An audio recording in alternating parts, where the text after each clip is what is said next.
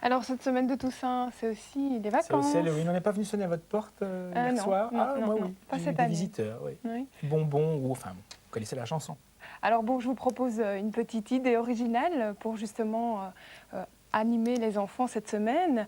Alors pendant cette semaine de congé, il est possible de visiter le musée d'art fantastique à Saint-Gilles, un musée dédié pour l'occasion à la fête d'Halloween.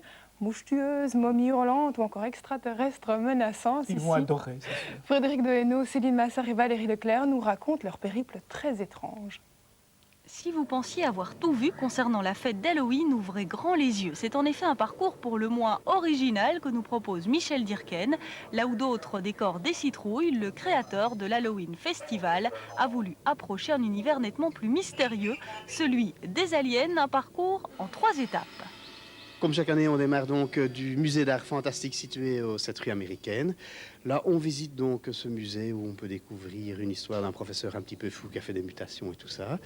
Là-dedans, il y a une énigme où il faut compter cafards, souris, et puis vous vous dirigez vers les anciennes glacières. Sur le trajet, il y a 3 commerçants, une immobilière, un fleuriste et un photographe, où dans leur vitrine, il faut aussi trouver une énigme.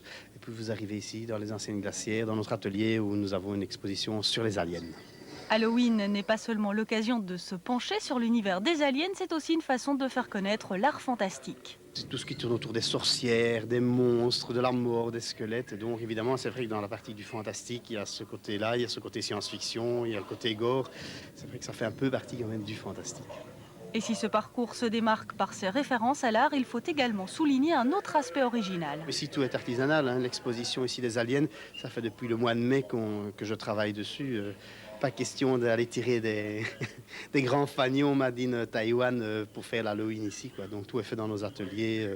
Donc c'est ça le côté un petit peu plus artisanal que nous avons sur l'Halloween. Cette exposition